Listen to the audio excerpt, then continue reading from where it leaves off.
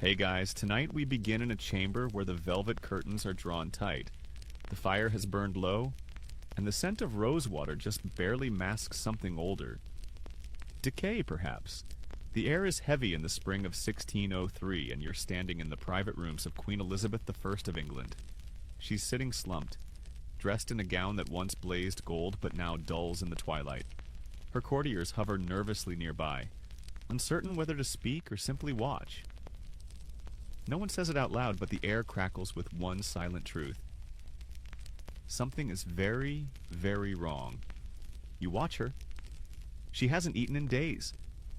Her once unshakable voice, able to command fleets and silence Parliament, is now just a whisper. When asked a question, she stares at the floor. Her fingers tremble. The woman who once danced into the early hours, flirted with ambassadors while plotting their downfall, and rode into battle armor clad, now refuses to lie down. It's as if she knows that if she does, she won't get back up again. So, before you get comfortable, take a moment to like the video and subscribe, but only if you genuinely enjoy what I do here. Let me know in the comments where you're listening from and what time it is there.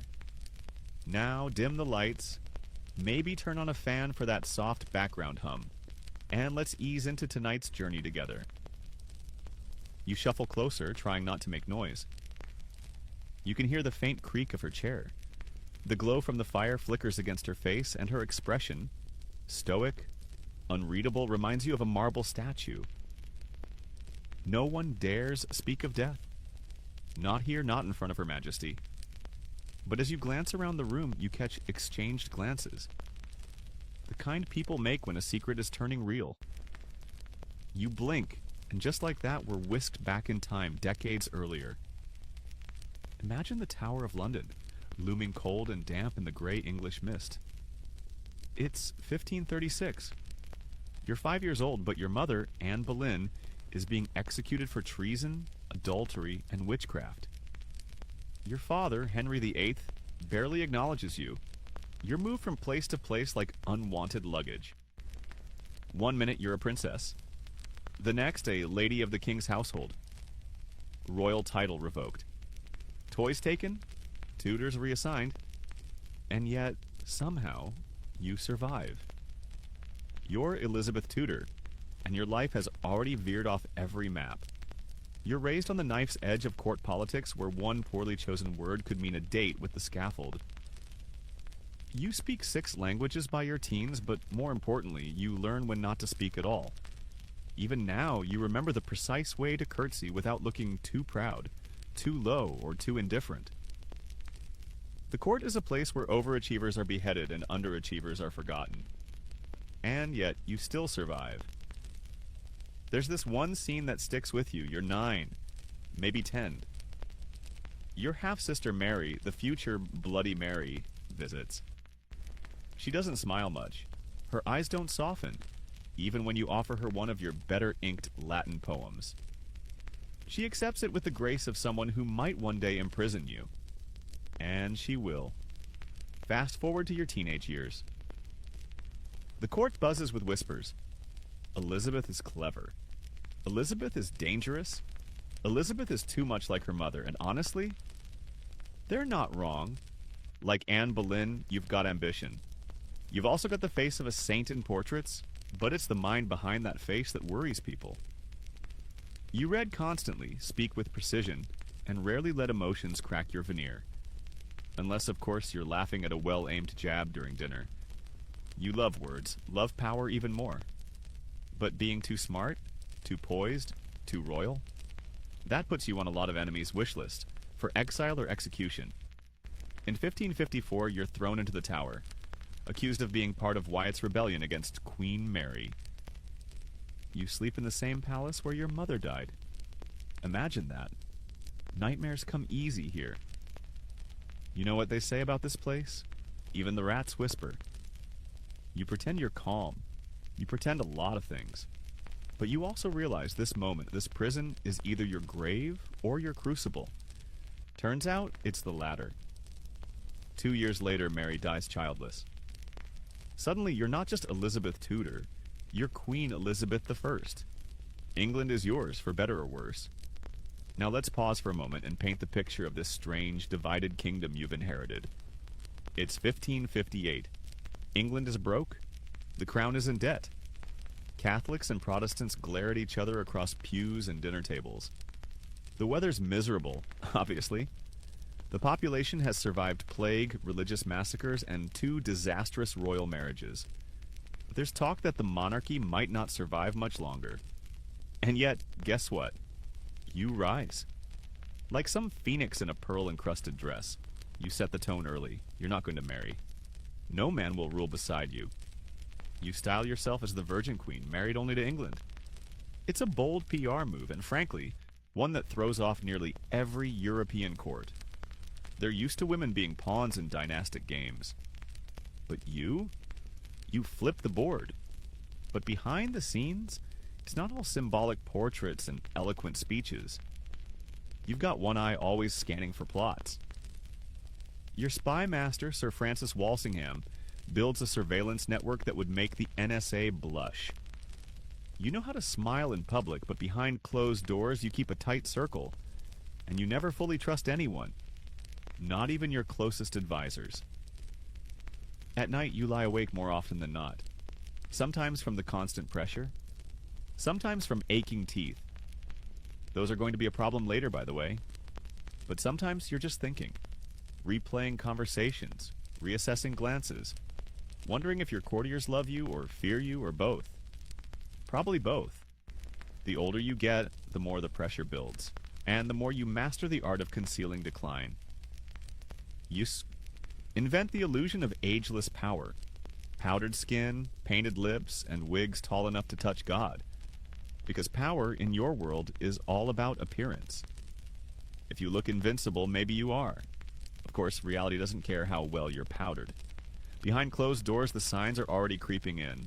Insomnia, loss of appetite, fainting spells, and an overwhelming sense that, no matter how much you control, death might still sneak in through the servants' hallway. Back in 1603, in that darkening chamber, Elizabeth is still sitting upright in her chair, still refusing her bed, still refusing to die, as if willpower alone might keep the inevitable at bay. You watch the courtiers gather again. They whisper, they fidget. No one dares suggest removing her crown, not even metaphorically, but everyone sees it. The queen is fading, and none of her physicians, astrologers, or personal chaplains seem to have the courage or the cure to stop it. You're still there, in the flickering light of Elizabeth's final days, but now the candle smoke curls into something more dreamlike. You drift back further, back to when all of this was just beginning. You're standing in a chilly nursery in Greenwich Palace, and the wails of a newborn echo against stone walls. It's September of 1533. The baby is red-faced, squirming, and already disappointing half the realm. She is not a boy. You're that newborn, by the way. Welcome to life as Elizabeth Tudor. Your birth is a national letdown. Your mother, Anne Boleyn, has risked everything, her marriage, her status, and her head, for this. And it wasn't even a son. Henry VIII does not take it well. The jousting tournaments planned to celebrate the birth of his heir are cancelled. No parades, no golden baby booties. Just a quiet baptism and a flurry of gossip that you might be the final nail in your mother's very precarious coffin. And, yep, turns out, you kind of are. When you're barely 3, Anne Boleyn is arrested. The charges are absurd. Witchcraft, adultery, incest. But truth doesn't matter here. Henry wants her gone. You don't get a goodbye. One day you're playing with a doll in the palace nursery. The next you're shuffled into the care of strangers and mommy is gone. Not sick. Not on a trip. Just gone. You never speak of her again. Not publicly. Your father remarries. Several times. Your status fluctuates like a bad stock. One week you're in royal favor. The next you're half forgotten, living on allowances in some drafty countryside estate. You write carefully worded letters to Henry, signing them with exaggerated affection. Your humble and obedient daughter, always hedging, always surviving. But what you lack in paternal hugs, you make up for in brains. You're a prodigy. By age 6, you're reading Latin. By 10, you're dabbling in French and Greek. And not just textbook French either. You're correcting your tutor's grammar before you're old enough to wear a corset. You study theology, philosophy, and poetry, not because it's charming, but because it's your shield. You understand young that a sharp mind might be the only thing keeping your head attached to your neck. And let's be honest, being a girl in Tudor England is like walking a tightrope blindfolded, with the crocodiles below and your own father shaking the rope. Still, you flourish. You study under Roger Ascham, one of the finest minds of the age. You learn the power of rhetoric, the dance of diplomacy. You write in code for fun. You recite Cicero before breakfast. You develop this uncanny ability to say exactly what someone wants to hear, without ever truly revealing your own position. That's your real education. Then comes teenagehood and hoo-boy drama. At 13, you're thrust into the scandal of the decade. Your stepmother, Catherine Parr, Henry's last wife, marries a man named Thomas Seymour after Henry dies. Thomas is charming, handsome, also dangerously flirtatious. And you? You're living under his roof. You remember the awkward encounters, how he'd tickle you. Visit your bedroom too early in the morning. Cut your dress for fun. He called it play. But there's a tension in the air so thick you could spread it on toast. Catherine Parr tries to intervene. It doesn't end well. She dies in childbirth, and Seymour gets a little too ambitious, trying to kidnap King Edward, your half-brother. Classic overreach. He's executed, you're interrogated, but once again you say just enough to escape ruin. Historians still argue whether you were naive or strategic during the Seymour scandal. Maybe a bit of both. But from then on, you're stone cold when it comes to matters of love. No more flirting with danger, literally. When your sister Mary becomes queen, things get very uncomfortable. You're Protestant, she's Catholic, and while she doesn't chop your head off like some expected, she does lock you in the tower for nearly a year. Every morning in that damp cell, you wonder if this is the day the guards will drag you to the scaffold. You play the obedient sister, you go to mass, you nod, you survive. Mary eventually releases you mostly because executing you would spark a rebellion. She dies 5 years later, childless, exhausted, and deeply unpopular. And suddenly the throne is yours. At 25, you're crowned Queen of England. You're draped in ermine and cloth of gold. But beneath the jewels and ritual is a woman who's seen everything. Abandonment, betrayal, harassment, imprisonment. You don't just wear the crown, you earn it. And right away, you make changes. You assemble your own council. Men you trust, or at least believe you can outwit. William Cecil becomes your right hand. You demand loyalty, but you also listen. You don't marry. Not because you hate men, but because you know what happens to queens who become wives. Their power shrinks. Their husbands speak for them. Their wombs become state property. You're not having that, so instead you flirt with foreign suitors strategically. You entertain Spain's Philip II, Austria's Archduke Charles, and even a French prince nicknamed Froggy. You lead them all on, just enough to secure peace or gold or naval support. Then you ghost them harder than a Halloween party. Your people adore this. It's political theater, and you're the main act. The Virgin Queen, untouchable, incorruptible, glittering on the balcony of Whitehall Palace. You even begin to lean into the symbolism. You wear white lead makeup to make yourself look ethereal, more marble statue than woman. You pile your hair high and stiffen your posture like you're above mortal concerns. But here's the kicker. That famous white paint? It's probably slowly killing you. White lead causes fatigue, tremors, and eventually madness, and yet you keep applying it. Because image is everything. That's the real through line of your reign. Power through illusion. You understand your enemies watch your every move, so you give them only what you want them to see. A glittering goddess, a chaste ruler, a monarch above scandal. But you are not above fear. And in the back of your mind, that fear grows. Fear of aging. Fear of dying without an heir.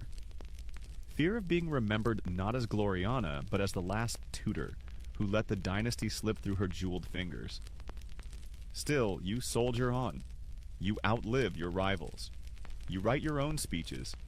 You turn setbacks into triumphs. And every morning you look into your polished mirror, not to admire, but to assess.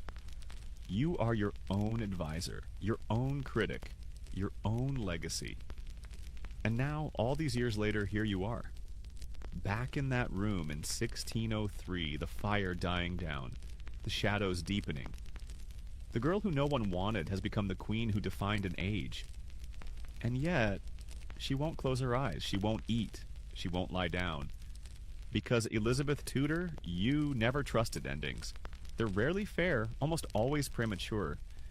And maybe, just maybe, if you stay awake long enough, you can rewrite this one too. You're still beside her, the queen who refuses to rest. The room hasn't changed. The candle wax drips silently. A few nobles whisper from the corners, their silk sleeves swishing like ghost wings. But she?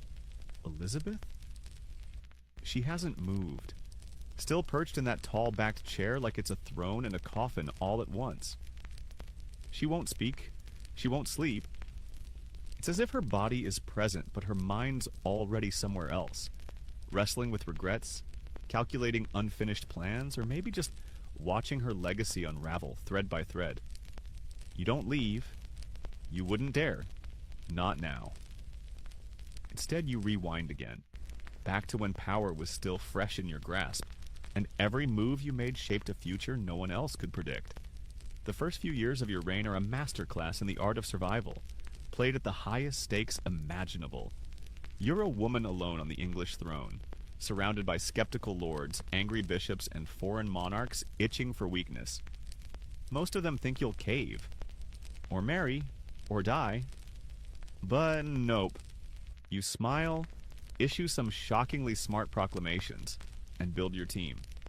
And let's not forget your style. You're not just a queen, you're a walking brand. With that stiff white makeup to cover smallpox scars, ruby-dusted lips, sky-high collars, and pearl-encrusted everything, you become more myth than mortal. You're Gloriana, you're Astria, you're a walking Renaissance painting with trust issues and a dagger behind your back. But let's talk about the makeup, yeah? The iconic white face that's plastered across every tapestry and oil painting. That's ceruse, a combo of white lead and vinegar. Gorgeous in candlelight, toxic in every other circumstance. You smear it on daily, for years. You even layer over ulcers and blisters as your skin begins to rebel. Ceruse seeps into your bloodstream, messes with your nerves, and maybe, just maybe, starts sowing the seeds of what eventually breaks you. Still, you wear it. Because to show weakness, wrinkles, blemishes, reality, is to give the wolves something to bite. And they're always circling. You're dealing with pressure from all directions. Spain wants to convert you, or crush you. Rome calls you illegitimate. France is poking around Scotland. And your own parliament is nagging about marriage like an overbearing aunt. You respond with the grace of a chess grandmaster and the sass of a stand-up comic. Someone asks when you'll marry. You smile and reply, "I am already bound unto a husband, the kingdom of England." Mic dropped. But let's not pretend it's all fun banter and glitter. Behind the scenes, your health begins to flicker. Your teeth rot, probably from a combination of sugar-rich diets and poor hygiene. You refuse to let dentists near you, so eventually your gums swell, and your breath could knock out a horse. But you carry on, because even queens are allowed to be human, as long as no one sees it. Now pivot with me for a moment to the court. Imagine walking into Whitehall Palace in the 1680s. Tapestries flutter in the halls, and the scent of rose oil clings to every surface. You're surrounded by poets, explorers, musicians, spies, and yes, a few very ambitious suitors. It's an age of pomp, paranoia, and poetry. And right at the center of it all is you, Elizabeth Regina, the axis of an empire in progress. Enter Robert Dudley. Ah yes, Dudley. Childhood friend, handsome, charismatic, rumored lover. Maybe more, maybe less. Historians still argue whether your relationship was romantic, platonic, political, or just really well-disguised loneliness. He was married, of course.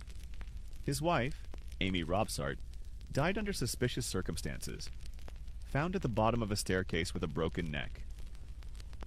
The whispers are instant. Did Dudley do it to free himself from marriage to the Queen? You deny everything. You don't marry him, but you never stop keeping him close. You make him Earl of Leicester. You write him letters signed, "Your most assured friend." You wear his last gift, a ring with a tiny portrait, until the day you die. And when he dies in 1588, just weeks after the victory over the Spanish Armada, you shut yourself in your chamber and weep. You, the Queen who never cries in public, weeps for Dudley. And maybe for the life you never allowed yourself to have. But let's talk Armada, shall we? Because if Elizabeth has a peak moment, the moment where every childhood humiliation and trauma and betrayal gets blasted away by sheer triumph, it's 1588. Spain, the mightiest empire in the world, sends a fleet of 130 warships to invade Protestant England. They call it the Invincible Armada. You respond with what amounts to the greatest bring-it-on moment in English history. You ride out to Tilbury on horseback in a gleaming breastplate and deliver the famous line, "I know I have the body of a weak and feeble woman, but I have the heart and stomach of a king." Boom! The troops cheer. The Armada arrives, and then chaos. The Spanish ships are battered by English cannons, storms, and logistical disasters. England doesn't so much defeat the Armada as outlast it, thanks to fire ships, fast galleons, and some truly terrible Spanish planning. Still, the victory is framed as divine providence. England is saved. You are immortalized. The reality? A mix of tactical luck, terrible weather, and naval hustle. But the myth? Oh, the myth! You ride that like a parade float for the rest of your life. Still, success doesn't mean safety. In fact, it just raises the stakes.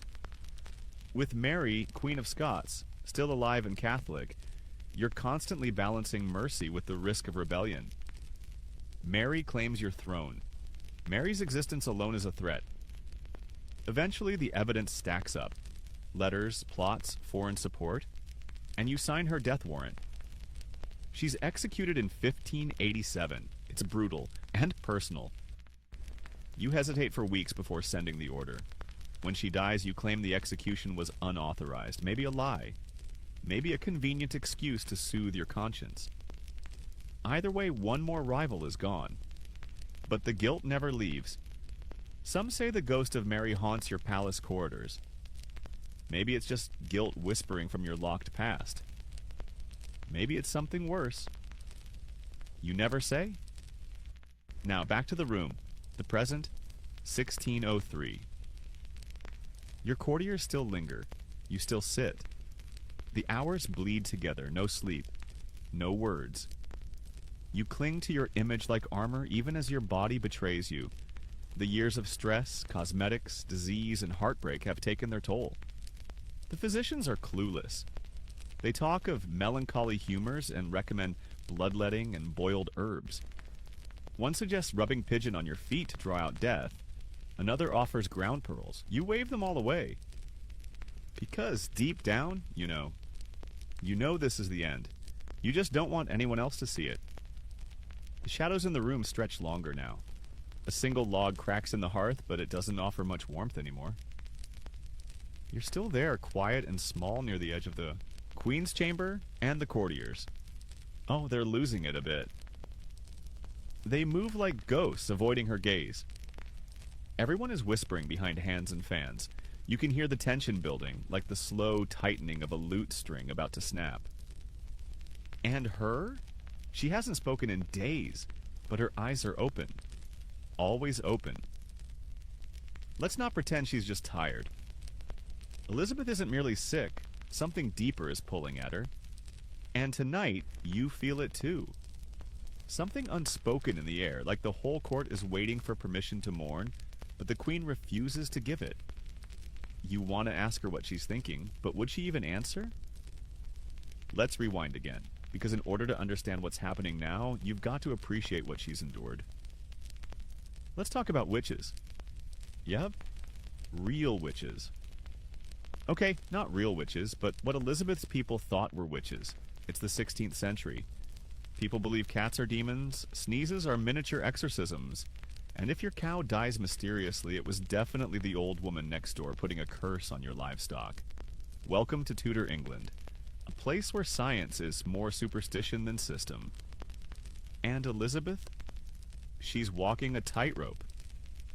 Unlike her cousin Mary, Queen of Scots, who was all in on burning witches at the stake, Elizabeth is skeptical. You actually banned witch trials that lacked hard evidence, which, let's face it, was most of them. You insisted on due process. Revolutionary idea at the time. But don't mistake that for full-on progressiveness. You still believed in the supernatural. You consulted astrologers, magicians, and even personal soothsayers. One of them, your favorite, was John Dee. Ah yes, John Dee. Mathematician, alchemist, astrologer, occasional conjurer of spirits. Picture Gandalf, but with more eyeliner and less reliable moral compass.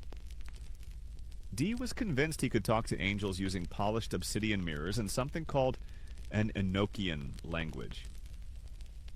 He was also a serious scholar who advised you on everything from celestial omens to empire building. He even coined the phrase British Empire, if you can believe that. Historians still argue whether Dee was a genius, a fraud, or something weirder. Maybe all three. But you trusted him. For a while. Until, of course, he lost favor. That's the thing about Elizabethan court life. You can be the queen's golden child one day and out in the cold the next. Literally. Speaking of trust, let's talk about your health. It was never great. We've already mentioned your makeup being made of literal poison. But there's more. You suffered from migraines, possibly anemia, and persistent dental infections. Your doctors, bless them, had the medical understanding of a loaf of bread. They prescribed everything from toad ointment to boiled sheep's dung. Yes, really, that's not a joke. That's history. Once, to soothe your rotting teeth, you drank clove oil and held hot irons to your jaw. Another time, your court physician suggested cutting open a puppy and pressing its warm guts to your stomach to draw out bad vapors. You said no, thankfully, but just barely. And yet, you kept going. You ruled, you debated, you made speeches that echoed through Parliament like thunder. You danced when your knees ached, you smiled when your gums bled. Because being queen wasn't just your job, it was your armor. You couldn't take it off. Not even for a moment. Still, the pressure built. And the loneliness? Let's talk about that for a moment. You were surrounded by people, but rarely with them. Everyone wanted something. Favor, land, titles, permission to import French wine. You couldn't have real friends. Even your ladies-in-waiting were political weapons. Ambitious pawns maneuvering for their family's fortune. You slept in your chamber surrounded by whispering silks, but no warmth. No spouse, no children, no real legacy. You said it was your choice, and mostly it was. But the weight of that choice grows heavier with age. Especially when your cousin Mary's son, James, starts getting cozy with your advisors. Especially when people start calling you that old woman, when they used to call you a goddess.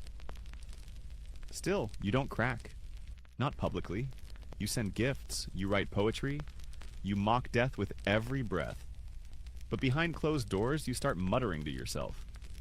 You forget names, you lose track of time, you weep alone. You spend hours staring into space, refusing to sleep, as if dreaming is a trap you can't afford. And outside your chamber, the kingdom continues. Plague returns, because of course it does. London stinks of unwashed bodies and burning pitch. Poets write of mortality in flowery verse, but bodies rot in alleyways. You issue proclamations, move the court to avoid infection and fund hospitals. But deep down, you must feel it creeping closer. You're not a young queen anymore. One courtier writes, "Her Majesty doth wear the robes of youth, but they hang looser now. Even your pearls look heavier than they used to." Now back in the room. It's the end of March. 1603. You haven't slept in 3 days. You sit in silence, pointing at shadows on the wall.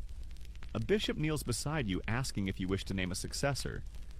You do not speak. Instead, you raise a hand. Some say you gesture toward Robert Cecil, hinting that James VI of Scotland is to be your heir. Others claim you simply wave them away, as if the entire world now bores you. Historians still argue whether you meant to name James, or whether your silence was more powerful than words. But soon after, your breath shallows. Your fingers twitch. And for the first time in decades, you allow yourself to be carried to bed. No one speaks above a whisper now. Your final hours pass like ripples over a pond. Calm, barely there. Outside, London holds its breath. Inside, your heart slows. No doctor can save you. No angel comes. But still, no scream, no fear, just stillness. For someone who ruled through spectacle and sound, you go out quietly, like a flame folding into itself. It's early morning now. The room is cloaked in that strange half-light where shadows lose their edges and everything feels like it's suspended. Unreal, unsure. You're still here, seated in the stillness, and across from you, the queen breathes shallowly beneath a thick coverlet, stitched with Tudor roses. The fire's out. Her body is small, sunken. Her face, once powdered white, blushed with artifice, now shows every crevice of age as though the years have finally been allowed to speak. You wonder, is this what dying looks like for someone who ruled an empire? And as you ask that, time curls backward again. Because to understand the end, you need to see the weight that got her here. You see, ruling wasn't just politics and pageants. It was performance. Relentless. And like all performances, it wore on her bones. Elizabeth's later years were, how shall we say this, a vibe. A complicated one. Half glittering nostalgia, half a kingdom tiptoeing on eggshells. By the late 1590s, your closest friends are dead. Leicester gone, Walsingham gone, William Cecil gone. You're increasingly alone, surrounded by a new generation of courtiers who treat you with reverence and just a hint of irritation. The same reverence you might offer a chandelier in an old cathedral. Beautiful, historic, but dangerously close to collapsing. Even your temper becomes legendary. You lash out in council meetings. Once you slap a noble across the face. Another time you throw a slipper at a servant. You become increasingly paranoid, deeply suspicious of flattery, even though you've built an entire reign upon it. And honestly, fair. People are plotting. Some hope for your death. Some are already picking out coronation outfits for James of Scotland. Let's not sugarcoat it. You are old, ill, and losing grip. But what keeps you going? Pride. That's the engine. That's the fuel. You still rise every morning, still sit through audiences, still don the wig and the makeup and the pearl-draped gowns, even though each layer feels heavier than the last. There's a reason you spend more and more time in your private chambers, behind velvet curtains, away from mirrors, away from reminders. Let's talk about those rooms for a moment. You keep the windows covered. You light candles at odd hours. You wander the halls at night, sometimes humming, sometimes speaking to no one. The servants call it melancholia. A polite word for despair? They say you mutter names. Dudley, maybe. Cecil. Maybe your mother. You begin refusing food. First meat, then bread, then even broth. The physicians hover, prescribing pearls and powdered beetles, and of course, that old classic, just bleed her a little. Yeah, let's talk about Tudor medicine again. Your court physicians, armed with nothing but leeches and guesses, believe in the four humors: blood, phlegm, black bile, and yellow bile. If you're sick, it must be because one is out of balance. Their solutions? Leeches, cupping, burning herbs, maybe some vomit-inducing powders. Definitely no hand washing, probably no clue. One day, your nose bleeds uncontrollably. They call it a good sign. Better out than in, they say, as though bleeding from the face is just your body being helpful. But beneath the guesses, something real is happening. Maybe it's lead poisoning. Years of toxic makeup finally getting their revenge. Maybe it's a stroke after all you've been muttering, forgetting, drifting. Or maybe it's just age. 70 in Tudor England is like 110 today. Your body's been holding on through sheer force of will. And yet, there's no diagnosis. Historians still argue whether Elizabeth died of blood poisoning, pneumonia, cancer, or just plain exhaustion. Some even suggest depression finally pulled her under, that grief became physical, like a stone in the chest. Whatever the cause, one thing is certain. You refuse to surrender. Let's rewind one more time. Not far, just a few years, to your last public moments of grandeur. You're still queen, still standing. In 1601, the Earl of Essex, your former favorite, rebels. A whole drama unfolds. Essex storms into your chambers, sword on hip, expecting support. You have him arrested. He's beheaded. Later, someone finds a ring in his quarters, a gift from you. Supposedly, he tried to send it back, to beg mercy. But it never reached you. Or maybe it did, and you chose silence. We'll never know. But that ring, you keep it. Quietly. In a private box. One last token of one last broken trust. And even then you pull yourself together. You give one final speech to Parliament that stuns everyone. They call it your golden speech. There will never, Queen, sit in my seat with more zeal to my country. You thank them. You praise them. You say you've ruled with love, and they cry. Some drop to their knees. Because they know it's the end of something rare. Back in the present, you sit by the fire again. Elizabeth no longer stirs. Her breath is shallow, irregular. A bishop approaches. The moment has come. He kneels and asks one last time, Your Majesty, whom do you name as successor? This time you blink. Barely. You lift a thin, translucent hand. You gesture, barely perceptibly, toward Robert Cecil. It's not a speech. It's not even a sentence. But it's enough. Cecil understands. He bows, turns, and begins the process of informing James VI of Scotland that he is now King James I of England. The Tudor line ends here. But before we close the door completely, let's look at one more moment. A small one. A candle is lit beside Elizabeth's bed. A gentle hymn is hummed.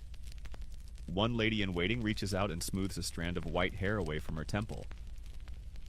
For once, no one calls her Gloriana. No one calls her Majesty. She is simply Elizabeth, daughter of a beheaded queen, disgraced princess, imprisoned traitor, and the last sovereign of her dynasty.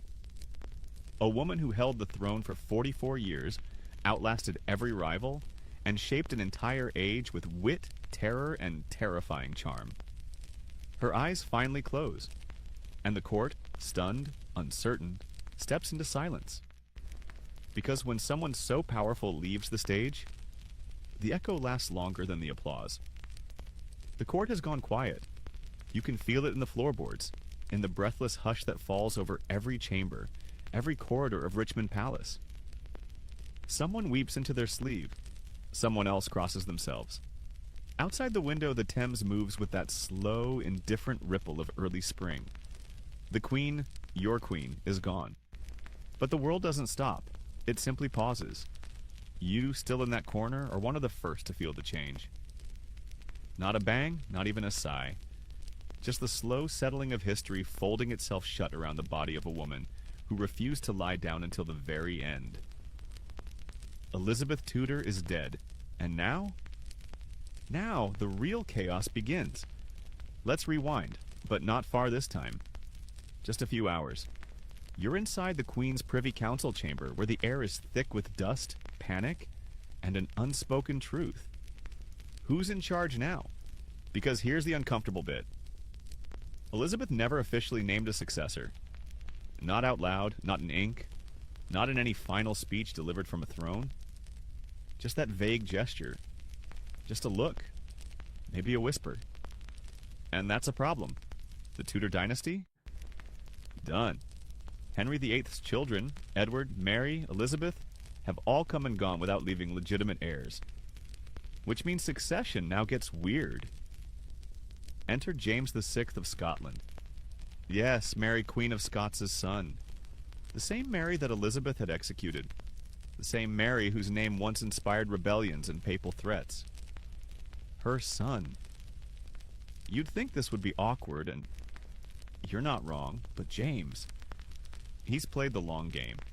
For years he's been writing subtle letters, buttering up Elizabeth's ministers, hinting he'd be a chill king, Protestant, respectable, no rebellions, plenty of wigs.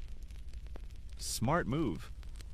Robert Cecil, the son of Elizabeth's longtime advisor, has been coordinating this behind the scenes for years. Carefully, quietly. Elizabeth may not have written it down, but the court is ready.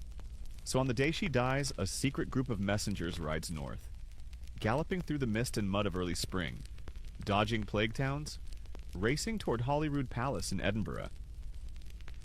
James, they'll say, it's time. And just like that, England has a king again. But don't think it was smooth.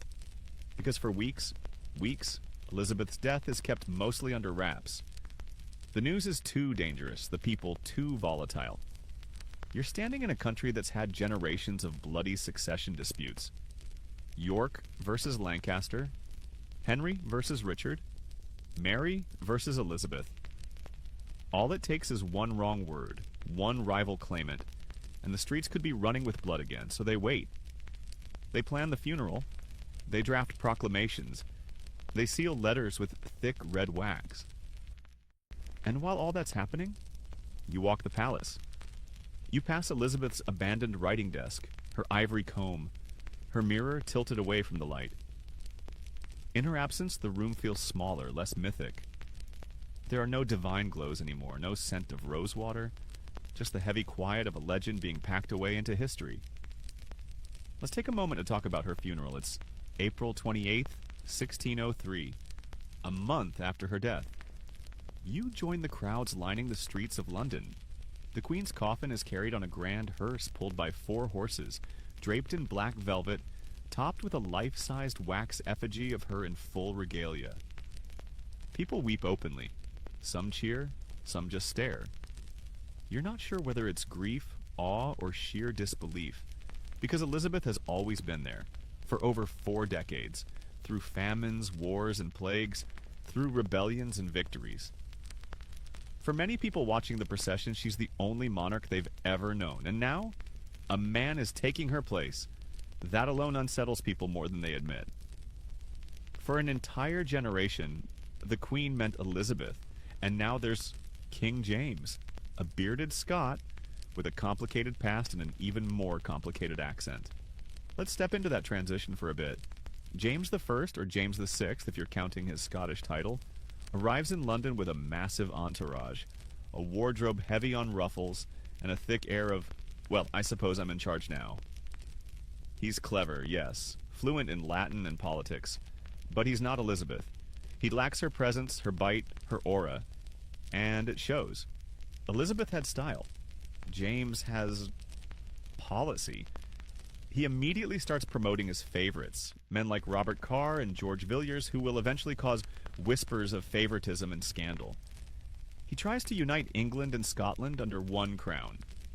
Good idea. Tough execution. He survives assassination attempts, commissions a new translation of the Bible. You might have heard of the King James Version. And struggles with Parliament like it's a badly behaved cat. But let's not drift too far ahead, because even as James rules, Elizabeth lingers. In the architecture, in the songs, in the minds of her people. Bards and poets mourn her. Shakespeare himself writes elegies. Portraits of her flood the market. Some merchants even sell lockets with her face, tiny gold ovals that people wear like relics of a saint. She becomes more myth than monarch, a symbol of strength, purity, and cunning femininity. Which is ironic, of course, because the real Elizabeth was messy, flawed, occasionally cruel and incredibly human. But myths don't like mess, so the stories grow. She ruled with wisdom beyond her years. She loved only her country. She sacrificed everything for the good of England. Never mind the scandals, the death warrants, the paranoia. Time smooths her edges like waves polishing sea glass. And somewhere in Westminster Abbey, in a grand tomb covered with Latin inscriptions and marble lions, Elizabeth lies beside her half-sister Mary. The same Mary who once locked her in the Tower. The same Mary she outlived and replaced. They rest in the same stone. Two queens, two faiths, two histories. Above their grave, the inscription reads, "Partners in throne and grave. Here we sleep. Elizabeth and Mary, sisters in hope." You can almost hear Elizabeth laughing, because she knows. That hope wasn't always shared. That throne was bitterly fought. That grave is a lie of peace etched in stone. But history loves irony, and so here we are. Elizabeth's story doesn't end with her death. It unfurls like a long velvet train through the reigns of kings and the pages of books. Her speeches are quoted in parliaments. Her portraits hang in museums. Her legend becomes so loud that it nearly drowns out the real woman beneath. And yet, even now, sitting in this silence, you can almost feel her hand on your shoulder. Still here, still watching. The funeral procession may be over, the banners folded, the velvet hearse wheeled back into storage, but the echoes of Elizabeth's life don't fade quietly. Not in the palace, not in the streets, and definitely not in the minds of those who served her, feared her, or tried, and failed to understand her. You're back in court now. New tapestries have been hung. New advisors strut like peacocks in corridors that once belonged to ghostlier power. James the One now sits on the throne, but if you lean in just close enough, you'll still hear whispers of her. Of how she laughed, of how she could disarm with a glance, or destroy with one too. But let's drift back to her golden days again, just for a breath. Back to 1588, the Armada year. Elizabeth is 55. She's past the typical life expectancy of her era. But this is her moment. England faces invasion. Spain has built a vast fleet, bigger than anything your little island has ever imagined. Catholic Europe is watching. The Pope is licking his lips. French nobles are placing bets. You, standing in the middle of this storm, wonder if it's the end of everything. But then Elizabeth rides out to Tilbury. You're there, of course. You're one of the thousands gathered on the marshy banks of the Thames. The air smells of sweat and horses.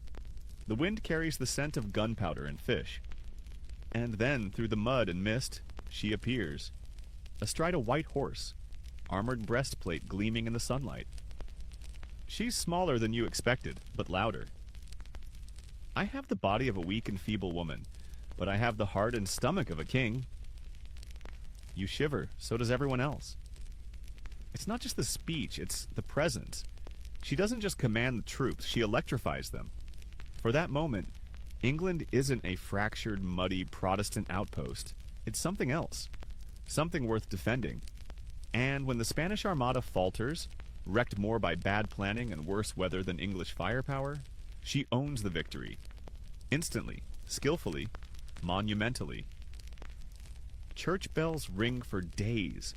Coins are minted with her face and the phrase, "He blew and they were scattered." That he being God, obviously, but let's be honest. Everyone knows who they're really praising. That moment cements her in the hearts of her people. Not as a woman, not even just as a monarch, as a symbol. And symbols are hard to kill. Flash forward a few years, though, and things start to tarnish. Your court becomes stiff, a bit too orderly, a bit too dull. The music less inspired, the masks a little too rehearsed. You're still clever, still sharp, but something has shifted. Your closest friends are dead. Your enemies, either also dead, or suddenly very polite. Worse, people stop telling you the truth. When you ask if your teeth smell, they say no. When you ask if your wig is on straight, they assure you it's regal. When you demand applause for a poem that clearly doesn't rhyme, they give it.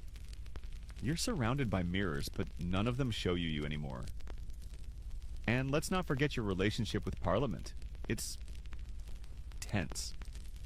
They want you to name an heir. You refuse. They push again. You punish them with silence and disappear for a week. Because for you, power is not shared. It's not inherited. It's not explained.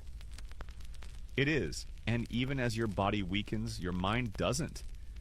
Take the Essex Rebellion, for instance. Robert Devereux, the Earl of Essex, was once your golden boy. Handsome, reckless. Everything Robert Dudley once was, except with worse timing. You send him to Ireland to crush a rebellion. He fails. He returns uninvited. He bursts into your chambers while you're still getting dressed. Huge mistake. You're furious. He's arrested.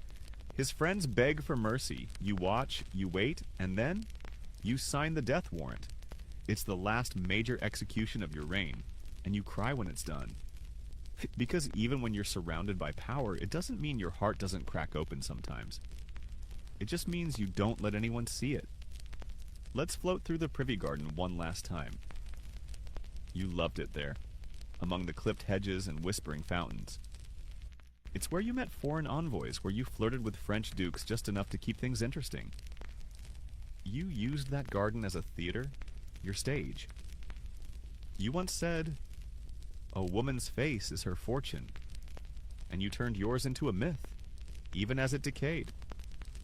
By your final decade, the wig is heavier, the dress is stiffer, the paint cracks under heat.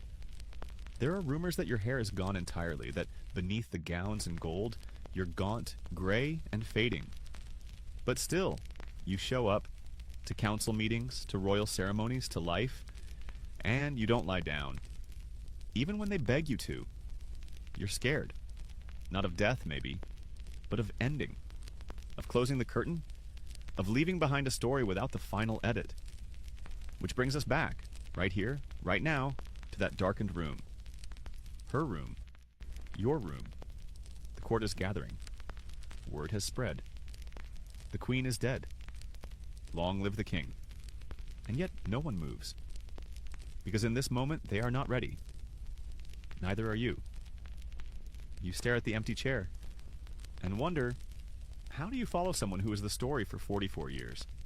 How do you turn the page when the author just vanished mid-sentence? You wake the next morning, not from sleep exactly, but from a kind of trance. The palace has shifted overnight. It's subtle. The corridors aren't darker, but the air is hollower. The usual bustle of servants seems cautious, careful, like the walls might overhear them. You walk past paintings of Elizabeth, those wide-eyed, unnervingly still portraits where her gaze seems to follow you. And for the first time, you realize these paintings aren't celebrating her. They're preserving her, because she's gone. And England, like a child waking up after a bad dream, isn't quite sure how to feel. You make your way through London. The mood there is equally weird. It's not the citywide wailing people expected. It's not outright celebration either. It's that strange in-between. Grief layered with unease, respect muddled by relief.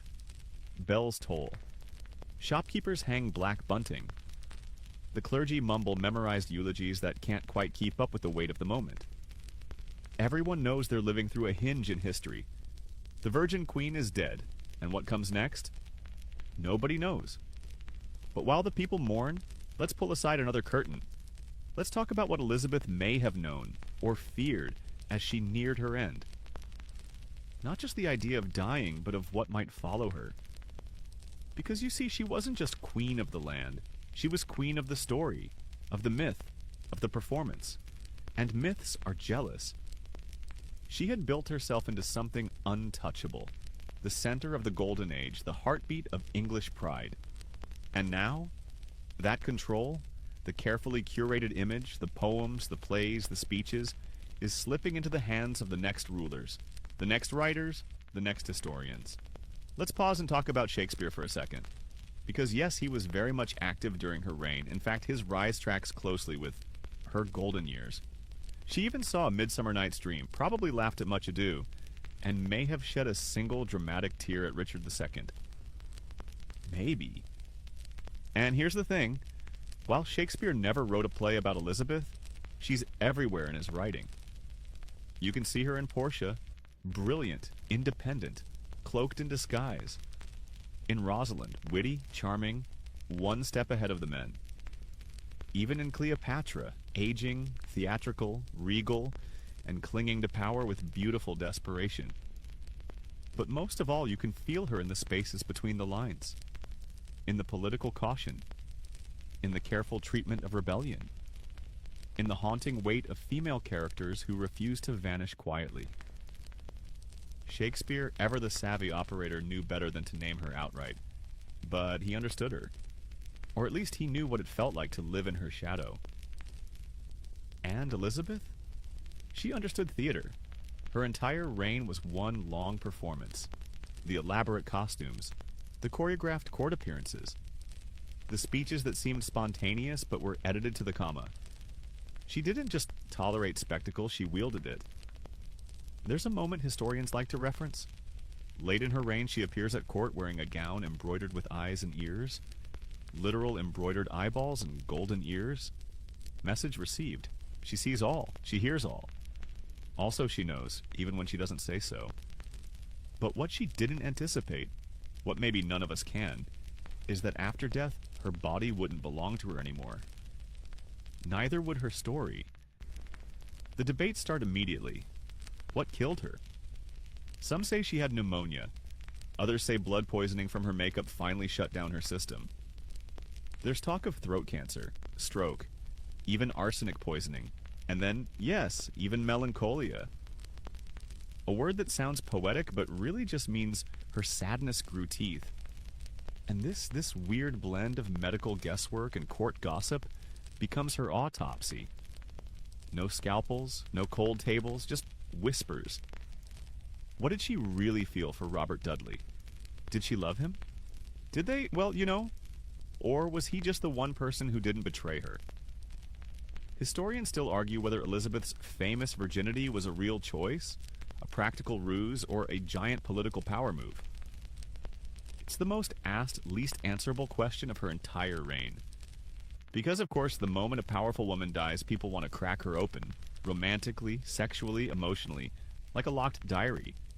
She left no children, no husband, no letters admitting anything, really. Just a ring with Dudley's portrait, found on her finger when they laid her to rest. Make of that what you will. Was she afraid of dying? You want to say no. You hope she wasn't. But then again, she refused to name a successor, refused to go to bed, refused to speak. And when you refuse everything at the end, maybe that's not strength. Maybe that's fear. Or maybe it's control, clutched like a scepter even as your hand slips. Either way, she held on until the last possible moment. And then let go. And here's where it gets stranger. Because Elizabeth might be gone, but her cult, yes, cult, has only just begun. Books are printed, ballads sung, portraits mass-produced. Merchants sell wooden carvings of her. Poets call her the Phoenix, rising again in English hearts. Churches commission windows with her image in stained glass. No other English monarch, not even Victoria, gets mythologized this hard. She becomes icon, Virgin Queen, Warrior Queen, Gloriana, the Fairy Queen. But never just Elizabeth. Not the girl who lost her mother to an axe. Not the teenager interrogated in the tower. Not the lonely woman who stared into mirrors until the cracks started to blur with her skin. Those parts are inconvenient, but they're real. And that's why you're still here, listening. Because this isn't just a history lesson, it's a haunting. You don't just remember Elizabeth, you're haunted by her. Every queen after her stands in her silhouette. Every story of power and performance echoes with her voice. And whether you believe in ghosts or not, there's something about her that never really left that chamber at Richmond. She's still sitting upright, still refusing to sleep, still watching, even now. Back in the candlelit silence of Richmond, you sit quietly, still after all this time, with Elizabeth's presence heavy in the room. Not her body. That's been carried off for burial, sealed in marble and Latin. But the space feels occupied, thick with memory, as though the queen has left something behind, just out of sight. Not a ghost exactly, something denser, like a question that refuses to be answered. You listen. Outside, a wind picks up, a low whistle through the chimney, and then you remember the mask. Not the ceremonial one. Not the one used in masks and pageants, but the mask. The one she wore every day. We've talked about the makeup, the thick white Ceres paste that cracked and poisoned. But her mask was quiet, tense. You held a candle while one of them gently tried to reapply a layer of white paste to Elizabeth's cheeks. But the skin wouldn't take it. The paint flaked. The queen flinched. Her hand rose faster than you expected and pushed the mirror away. "No," she whispered. "Leave it." And so she attended that evening slightly uneven. Just for an hour, just for one night. And the whispers? They started immediately. "She looks tired. Is that a bruise near her chin? Has she grown thinner?" You saw her jaw tighten. The same woman who had danced until dawn after defeating the Armada now hesitated before stepping into a ballroom. Not because she was frail, but because the illusion had slipped. And that, maybe more than death itself, terrified her. Because Elizabeth was the illusion, the magic trick, the constructed myth of a monarch who defied biology, gender, and politics through sheer willpower and paint. But once the cracks appeared, they couldn't be unseen. Let's not pretend she didn't know. She was smarter than everyone around her. She had read Tacitus in Latin before most of her nobles knew how to sign their names. She understood that myth-making was a game, one she had mastered. And now, with her image fading, she faced the one truth every myth-maker dreads. You can't outwit time. You can't charm death, not forever. But she tried. Even in her final weeks, Elizabeth refused to see priests, refused to confess, refused to admit that anything was wrong. One bishop tried gently to coax her into making peace with God. She fixed him with a stare that could boil water. "I do not choose to go to bed," she whispered. And so she sat, day after day. And the court, helpless, reverent, increasingly desperate, waited. One servant described her as a statue of sorrow. Another claimed she seemed already embalmed. One courtier wept openly, only to be told to leave the room. Her final act of control was to keep her death hers. Now let's pivot, briefly, from the physical to the mystical. Because believe it or not, Elizabeth's death was predicted. Or so people claim. There were astrologers, as we mentioned, John Dee most famously, who believed in omens. And Elizabeth believed just enough to let them linger around the palace. Dee once told her that a great shadow would follow her final days. A typical vague prophecy, sure. But in 1602, strange things began happening. The Queen's favorite hunting hound died suddenly. A comet was seen over London, burning orange in the March sky. And then there was the dream. One of her ladies claimed Elizabeth awoke screaming one night, saying her mother, Anne Boleyn, stood at the foot of her bed, weeping. Creepy?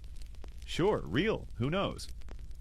But the story spread, because the people were primed for myth. They wanted Elizabeth's ending to mean something. Not just old age, not just infection, but a royal curse maybe, a divine final act. Something to fit the grandeur of her life. Historians still argue whether these tales were fabricated afterward, shaped like clay to fit the narrative. And they probably were. But the fact that people wanted them to be true says something. It says that Elizabeth had transcended monarchy. She wasn't just a queen anymore, she was legend. Now let's get a little weird, because there's one more theory. One of the most fringe, yet strangely persistent, ideas about Elizabeth's death. Are you ready? Here it is. Elizabeth never existed. Okay, not never existed. But that the Elizabeth who ruled England was not the same Elizabeth who was born at Greenwich in 1533. The story goes like this. As a child, Elizabeth was sent to Bisley, Gloucestershire during a plague outbreak. While there, she supposedly died. In a panic, her caretakers found a red-haired village boy, dressed him in her clothes, and passed him off as the princess. And that boy? He grew up to be Queen Elizabeth I. Ridiculous, of course. Absolutely no historical evidence, you bet. And yet, the story lingers.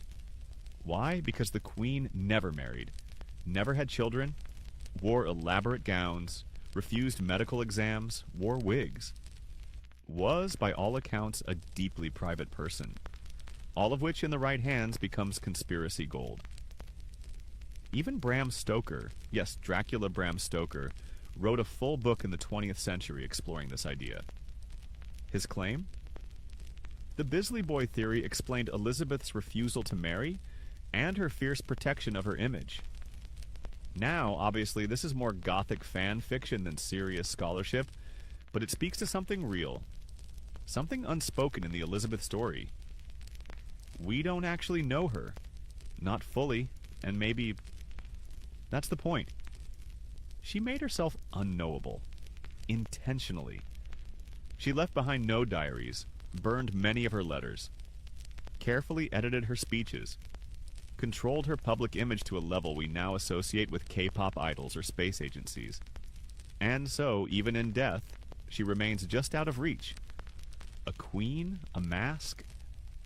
You're walking now. Through a long gallery in Hampton Court. Yes, that same palace where Henry VIII once danced with your mother. The air is cool, faintly damp, and your footsteps echo under the vaulted ceiling. Sunlight filters through the stained glass windows, casting fractured patterns across the floor. At the far end of the hallway, there's a portrait of her. Elizabeth in full regalia, her hand resting on a globe, eyes unblinking, mouth unreadable. You stand in front of it and wonder, was she ever really real? Because the more you learn, the more she unravels. And the more she unravels, the more mythical she becomes. Let's sit with that for a moment. Elizabeth wasn't just a ruler, she was a curated experience, a full-spectrum brand before branding even existed. She knew how to stage manage everything, how to be everything. She could be a warrior or a virgin, a patron or a tyrant, a goddess or a ghost, and the truth is, she was all of them, just never all at once. You remember one of her mottos? Video et taseo. I see and say nothing. How perfect is that? It says, I know more than I let on. It says, you'll never really catch me. It says, try if you like. Let's zoom in now on something oddly intimate, her handwriting. Elizabeth's letters still survive. Not many, but enough. They're beautiful, crisp, exact. Every loop and flourish deliberate. Even the way she signed her name, Elizabeth R., felt like a statement. The R stood for Regina. Not woman, not daughter, not lover, queen. She wrote those letters with a quill dipped in iron gall ink, at desks flanked by advisors and courtiers and spies. Every word mattered. Every line was filtered through layers of thought and strategy. You don't just see a woman writing, you see a woman calculating, and yet, sometimes, rarely, you catch something human. One letter to Dudley ends with, I do assure you nobody loves you better. Simple, tender, undeniably real. No spin, no performance. Just her. But those flashes, so rare, like sunlight breaking through storm clouds. They vanish as quickly as they appear. Let's talk now about something odd, quiet, uncomfortable. Elizabeth's dreams. We don't have her journals, but we have scraps. Accounts from her maids, fragments of conversations, hints dropped in letters. One dream she reportedly recounted involved walking alone through a vast, empty cathedral. The pews were filled with masks. Just masks. No faces. Each one stared at her. And behind the altar, a mirror. She walked toward it, but the closer she got, the more her reflection faded. Now, this might be apocryphal. A bedtime tale told by someone centuries later. But doesn't it feel right? Because if there's one fear that seems to haunt Elizabeth more than death itself, it's disappearance. She didn't just want to live, she wanted to echo. Let's touch on that echo now, how she shaped the world that came after her. Because the thing is, Elizabeth didn't just rule over the Elizabethan age, she made it. Think about this. Without her, would Shakespeare have flourished? Would the English language have blossomed the way it did? Would England have survived the Armada or avoided civil war for another generation? Would anyone remember this odd little island nation, soggy, stubborn, fringed by fog, as anything more than a Catholic cast-off? She didn't just keep the throne. She changed the map. And yet, she left no heir. That paradox follows her like a shadow. She created a legacy so vast that it needed no children. But it also meant that when she died, her entire line died with her. The Tudors ended. Just stopped. And still somehow she kept going. Here's how weird it gets. By the 18th century, Elizabeth is practically a folk hero. Children sing rhymes about her. Rural pubs hang faded signs with her silhouette. Revolutionaries name ships after her. During the Victorian era, she's repackaged as a model of female restraint and Christian virtue. The Virgin Queen becomes England's eternal mother. Even now, centuries later, her name still glows. There's a reason her face is on tea tins and souvenir mugs and weird little finger puppets you can buy at the Tower of London gift shop. She's one of those rare figures who managed to outlive her own mortality. Like Cleopatra. Like Joan of Arc. Like the Queen in a deck of cards. But here's the twist. She did it by hiding. She hid herself so well under the paint, under the speeches, under the layers of silk and steel, that no one could ever fully destroy her. Because no one ever really saw her. She became the version of herself she wanted us to remember. And maybe that's how you win. You don't fight death. You out-narrate it. Now come with me. We're walking down the nave of Westminster Abbey. The air is colder here, stone upon stone, tomb upon tomb. And there beneath the marble effigy lies Elizabeth. Her tomb rests atop her sister Mary's. A quiet irony given how loud their lives once were. The inscription is simple. Consorts in realm and tomb, sisters in hope. You stare down at it and wonder, was hope what really bound them? Or was it silence? The kind of silence you're sitting in now. Because you realize as you stand there, she isn't gone. Not really. She's in every whispered debate about power. She's in every crown, every speech, every fragile balancing act between authority and affection. She's in the myth. And the myth, that's the part that doesn't die. You're outside now. The palace is behind you, the river to your left. The skyline of a still uncertain London stretching before you. The morning air carries the scent of chimney soot and dew-damp stone.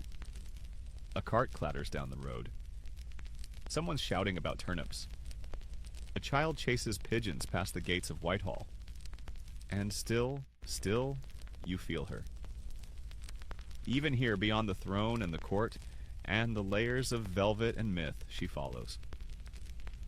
Elizabeth Tudor, a woman who controlled her legacy so tightly even her death couldn't unwrite her.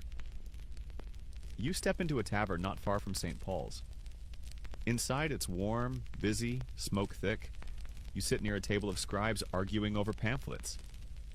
One of them slams a hand on the wood and mutters, "I heard she was poisoned. Spanish plot. Whispered it for years." Another leans in, lowering his voice. "Nay, she was mad. Right mad by the end. Refused her bed. They said she saw ghosts." And another, quiet, older, just sips his ale and says, "She saw truth. That's what killed her." There's laughter, a clink of pewter mugs, and then silence again. Because no one knows, not really. And that's what keeps people talking. Keeps them watching her long after she's gone. Let's rewind once more. Not to a specific moment, but to a pattern. A presence. Throughout her reign, Elizabeth was watched. Constantly. Not just by courtiers or subjects, but by history itself. And yet she watched back.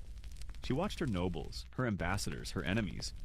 She read reports, listened through walls, had spies in foreign courts, letters intercepted, deciphered, rerouted.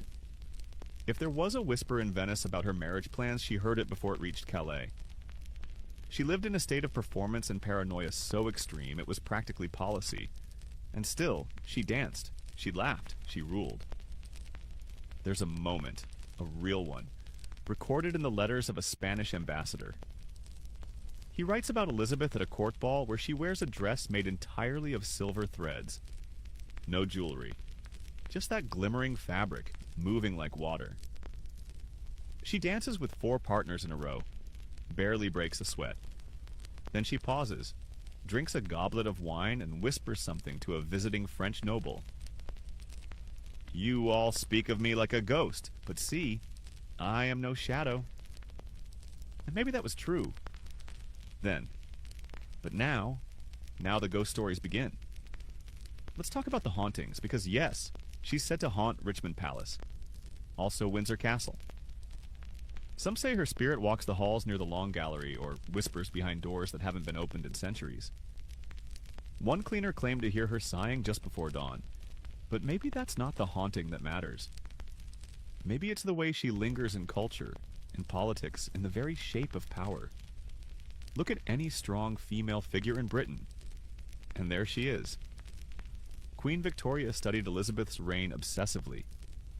Margaret Thatcher quoted her at cabinet meetings. Even modern pop stars channel her aesthetic. The high collars, the red lips, the crown, not just as a symbol, but as a weapon. She didn't just survive history, she rewrote what a woman in power could be.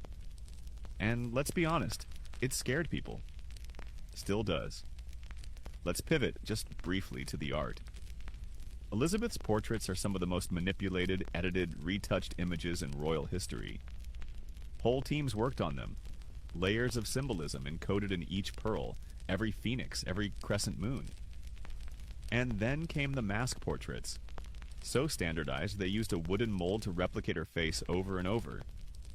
Same pose, same expression, same unreachable gaze. A template, not a woman. A brand. Even her wrinkles were erased by brushstroke. Historians today still study those portraits, not for accuracy, but for intent. Each painting was propaganda, a sermon, a dare. You're not supposed to know her. You're supposed to admire her, from a distance, forever. And that's the genius of it. You can't kill what you can't touch. But now, let's get personal. Let's stand by the edge of her bed in Richmond one last time. The fire is out. The windows are cracked. The room smells faintly of lavender and ash. And in that stillness, you remember something strange. She never had a coronation anniversary celebration. Ever. 44 years on the throne, and she never once let anyone throw her a proper coronation party. No grand ceremony, no procession, no fireworks. Why? Because she never wanted to tempt fate. The higher you're lifted, the harder the fall. Elizabeth preferred distance over worship, control over spectacle, endurance over applause. And yet she was applauded, endlessly. But the real Elizabeth, the girl in the tower, the woman who once wrote, "I am but a woman, feeble and frail, yet not without reason or voice." She got buried under the image. Maybe that's what she wanted. Maybe that's what she feared. Historians still argue whether she orchestrated her image to protect herself or to erase herself. But either way, it worked. Because you're here, centuries later, still talking about her, still wondering, still not quite sure who she really was. And maybe, just maybe, that's the legacy she wanted. Not to be remembered for who she was, but for how perfectly she disappeared behind the crown. You're back in Westminster now, near the tomb again. But the light's different. Warmer, perhaps. Or maybe it's you that's changed. The hush of the cathedral cloaks everything in reverence, but also in something else. Ambiguity. Because by now you understand, Elizabeth's story isn't a straight line, it's a spiral. Performance that folds into itself. The more you look, the less you see. And the less you see, the more you feel. She's not here in the stone. Not really. She's somewhere else. Still watching. Let's go back, one final time, to the last hours of her reign. She's sitting in that tall-backed chair, still refusing to lie down. It's the end of March 1603, and the court is silent. You can hear the fire dying. You can hear your own heartbeat. The queen hasn't spoken in days. Her eyes are distant, her lips dry. And then finally she nods. Not a speech, not a decree. Just a nod. To James, the son of her cousin Mary, the very woman she had executed. The irony is thick enough to chew on. But here's the thing. That gesture, that single tilt of her chin, that was her last command, her last decision, and it shaped everything that followed. With that nod, she chose continuity over chaos, peace over pride, the smoothest possible exit from a reign defined by control. Even in death, Elizabeth choreographed the ending. The woman who never married, never bore children, never surrendered power, still handed it off on her own terms. Historians still argue whether she truly chose James or whether Robert Cecil made that decision and painted it to look like hers. Either way, it felt like hers. And perception, in Elizabeth's world, was everything. Let's linger there, in that dim room. Because it's worth remembering. No one in her lifetime had seen her without the wig, the paint, the jewels. Even her own servants weren't allowed to gaze directly at her face when she was unadorned. There were rules for how close you could get. Rules for how you addressed her. Rules for where you stood, how you bowed, how long you waited before you spoke. And beneath all those layers, was a body slowly failing? Lead poisoning, most likely, from the ceruse. Tooth abscesses. Perhaps cancer. Certainly exhaustion. Maybe depression wrapped in silence and ritual and denial. Maybe nothing that could be labeled. Maybe everything. But she never gave in to any of it. Not until the very end. Let's pivot one last time to the aftershocks. Because Elizabeth didn't just rule, she echoed. You can feel her in literature, in language, in every tale of a brilliant woman who disguises herself, outwits the court, and survives the trap. You see her in every chess match between image and truth. Every masquerade where the mask ends up more real than the face beneath it. Take the King James Bible, commissioned by her successor, published in 1611. Its cadence, its rhythm, its lofty, thunderous tone, it owes something to the age of Elizabeth, to the world she shaped, the world she left behind. And then there's England itself. She transformed it. When she took the throne, it was a second-rate kingdom with bad weather and worse debt. When she died, it was a cultural force. Poets, explorers, spies, playwrights, philosophers, all humming like cogs in the machine she built. She didn't just rule an empire. She imagined one. And the rest of history? Spent centuries catching up. Now, let's talk about the realest thing she ever did. She refused to apologize for existing. Let that sit. A woman, born of scandal, smeared with suspicion, surrounded by men who wanted to silence her, and she stood taller than all of them, in heels, with a crown heavy enough to dent your spine. And she didn't flinch. Did she make mistakes? Of course, she was vain, often cruel, occasionally indecisive, prone to paranoia, fond of flattery even when she pretended to hate it. But she didn't need to be perfect. She needed to survive. And she did. Longer than anyone expected. More brilliantly than anyone dared imagine. Now let's sit beside her just for a moment longer. Not as subjects, not as historians. Just as humans. Imagine you could ask her one question. Just one. What would it be? Would you ask if she regretted not marrying? If she truly loved Dudley? If she believed the mask became more real than her own skin? Or maybe you just ask her if it was all worth it. All the power, all the control, all the silence. You won't get an answer, of course, but But maybe you don't need one? Because she's still here. In stories, in symbols, in the quiet fear that power and loneliness are sometimes the same thing. She remains not just a figure in history, but a mirror. And what you see? That's entirely up to you. It's nighttime again now. You're back in the palace. Not as it is today, preserved and hushed like a museum, but as it was then, lit by flickering tapers, thick with incense and sweat and old smoke. The wooden beams groan overhead.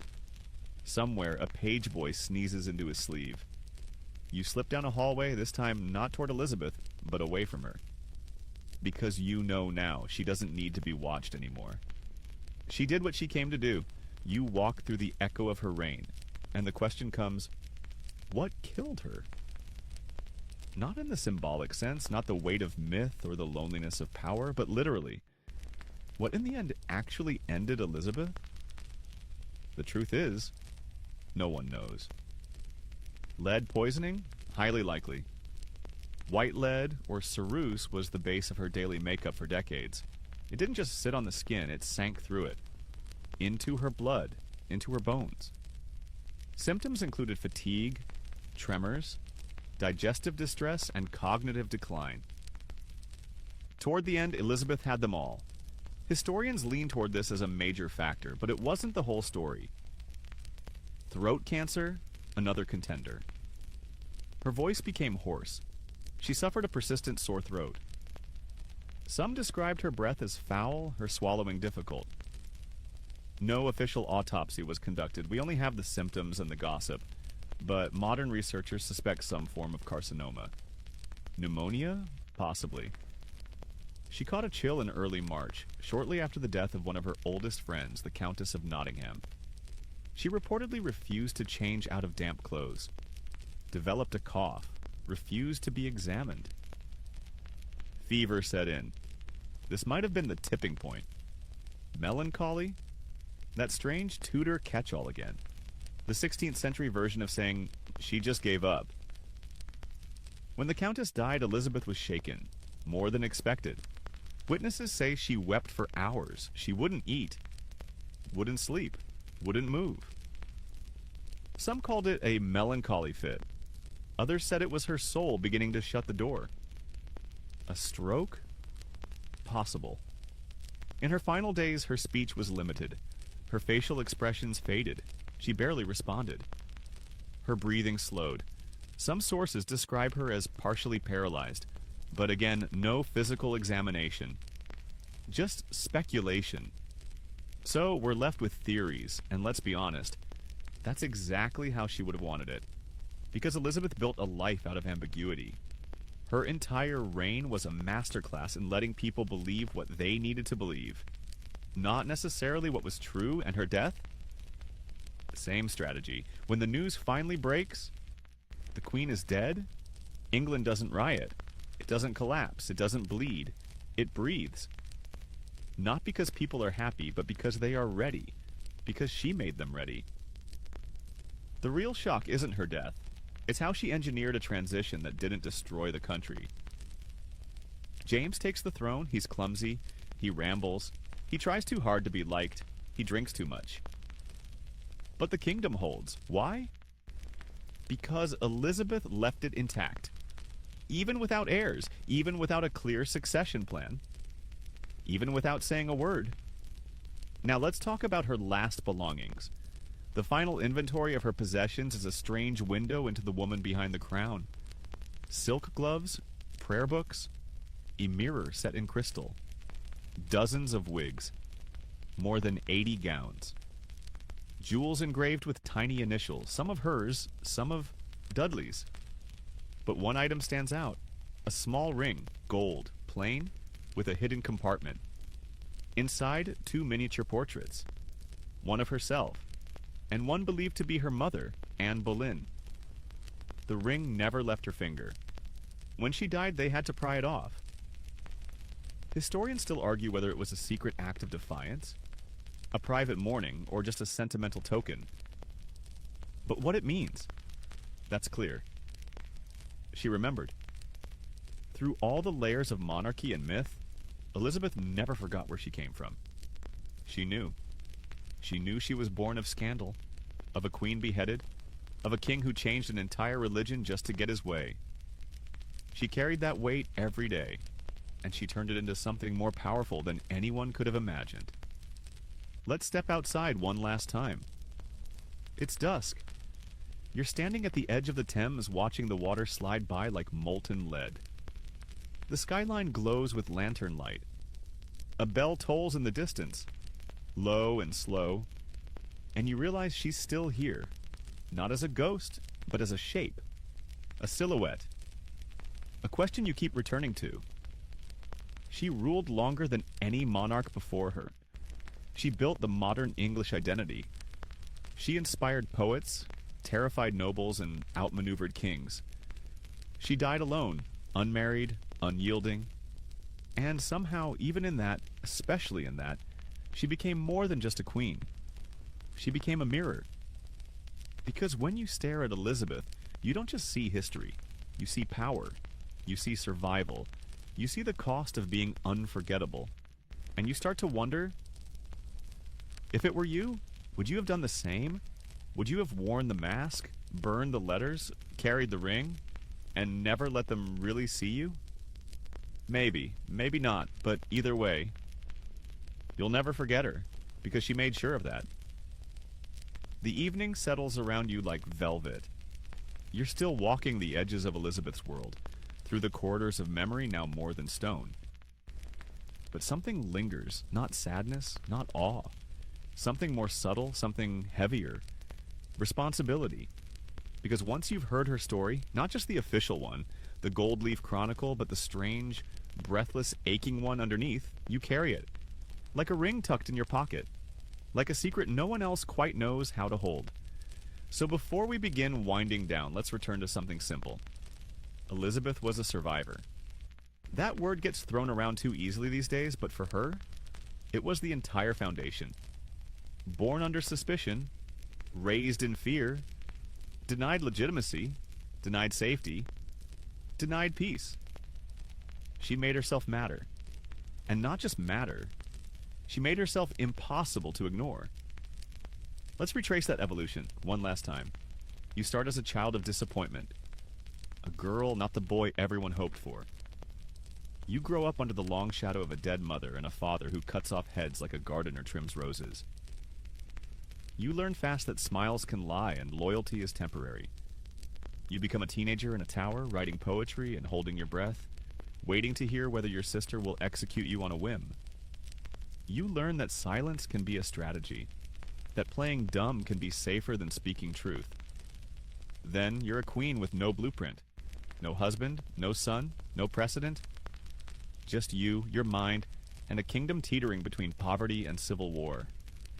You fake confidence until it becomes real. You rule by instinct, by manipulation, by presence.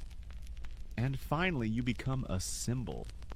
Not by choice, at least not entirely, but by necessity. Because when you're a woman in power, people don't just judge your decisions. They judge your skin, your voice, your womb, your stillness, your ambition. So you armor up. You paint your face white, strap yourself into gowns with whalebone corsets, speak in riddles, flirt in 5 languages, and never ever cry in public. Even when your last friend dies, even when your people start whispering behind fans, even when you know your time is running out, you keep the crown polished and the mask fixed, because being Elizabeth means never letting them see the cracks. But let's be honest, there were cracks. You remember the stories, the quiet ones, the ones you had to squint to hear, like how she loved music, especially lutes and soft, melancholic melodies. How she sometimes stayed up all night just to walk the gardens before dawn. How she once stood for 2 hours in the pouring rain to speak to her troops, refusing a cloak until every man had one. Or how, after the execution of Mary Queen of Scots, she locked herself away and wouldn't eat for days. She told Parliament she had no regrets. But her eyes told a different story. Because behind all the control, all the spectacle, there was a human being who carried more grief than most entire dynasties, and she carried it alone. Now, in these final hours, what remains? The tomb. the portraits, the speeches, but also us. Still wondering, still trying to piece her together, still tracing the gold leaf outlines and asking, what's underneath? Let's talk about legacy. Elizabeth left no heir, but she left an idea of power that doesn't require permission, an idea of femininity that doesn't need softness to be strong, an idea that you can survive everything: betrayal, imprisonment, public doubt, personal heartbreak, and still rise. That's what lasts. Not the throne, not the jewels, not the speeches carefully penned by ministers and smoothed out by scribes. What lasts is her decision to endure, to outlast expectation, to become a question instead of an answer. And that is power. True power. Because once you become a question, you can never really die. People will ask it over and over. What was she like? What did she really feel? Was she happy? Was she afraid? Was she in love? And behind each of those questions is another one. What would I have done in her place? And so the echo goes on. In queens, in artists, in every person who ever chose resilience over surrender. And every time someone stands in front of her portrait, lips parted, staring into those unreadable eyes, that echo begins again. You feel it now, don't you? That strange tug in your chest, that shimmer of something unfinished. Not because the story lacks an ending, but because she refused to give you one. And maybe that's the lesson. Not to be remembered for what you did, but to be remembered for what you left unsaid. It's nearly midnight. The cathedral is dark, except for one flickering candle left burning in a wall sconce near the tomb. You stand there once more before the effigy of Elizabeth Regina, stone eyes to the ceiling, hands gently folded over her chest, robes carved in cold permanence. The world outside has moved on. James sits on the throne now. The Stuart dynasty has begun. But in here, in this moment, you feel it. She's still reigning. Because Elizabeth didn't just leave behind a story. She left a silence so dense it hums. And tonight, you've walked through that silence. You've stepped through every room she never truly left. Sat beside her as she unraveled and watched as history tried and failed to pin her down. And even now, the questions remain. Let's revisit the final hours, one last time. She sat upright, refused her bed. Her ladies wept in the corners, unsure what to do. The priests hovered, waiting to be summoned. She wouldn't summon them. Instead, she stared into the fire. And what was she seeing? Maybe a memory. Her mother's face before the axe fell. Her sister Mary's pale glare through prison bars. Dudley leaning close at a dance. Cecil, pen in hand, offering advice she pretended not to hear. Or maybe she saw herself, the version of her that never got to be real. The girl who could have escaped it all. Run away, loved openly, laughed without consequence. We'll never know, because she made sure of that. There was no grand confession, no memoir, no final speech scribbled out at the last minute. Just a chair, a body, a silence, and a gesture. She lifts her hand, frail, trembling, and points. To Cecil, to James, to the end. No tears, no regrets. Just that final act of control, that was Elizabeth's gift. She mastered the art of not just power, but timing. She knew when to stay silent, when to speak, when to appear, and when to disappear. And disappear she did, utterly. No children, no diaries, no unguarded portrait, no private confessions carved into stone. Just symbols carefully placed. Pearls and phoenixes, lions and moons, words wrapped in riddles. A life lived like a stage play, and a death like the final curtain falling in perfect stillness. Now ask yourself, what have we learned? Not the facts. You've heard those already. The wars, the policies, the alliances. That's all ink and parchment. But what about the truth behind the facts? The texture of her presence. The scent of her fear. the warmth of her defiance, the weight of her mask. You've learned that history isn't about answers. It's about resonance, about echoes. And Elizabeth? She echoes like a cathedral bell. You'll hear her in every future monarch who tries to lead without apology. You'll see her in every woman who holds power with elegance and fury. You'll feel her in the silence that follows any great figure's fall, when everyone waits to see who dares speak next. She wasn't perfect, she wasn't kind, she wasn't soft, but she was unforgettable. And in that, she found the closest thing to immortality any of us can hope for. Now step back, look at her tomb one final time, and whisper a thank you. Not for what she gave, necessarily, but for what she refused to give. Her full self, her full truth. That mystery? That's the crown she took to the grave. And she wore it well. The flicker of torches fades. The velvet curtains have closed. The weight of the crown rests now in marble and memory. You step out into the night. The stones beneath your feet are smooth with centuries of footsteps.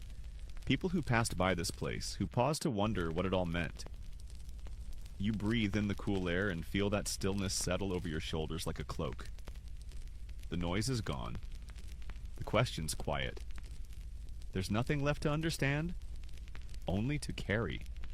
Because some stories don't end. They echo. So let that echo follow you gently into sleep tonight. Let it thread through your dreams like silk. The image of a queen still upright in her chair. Her ring on her finger. Her lips pressed closed, secrets sealed inside. Her silence wasn't empty. It was chosen. So rest now.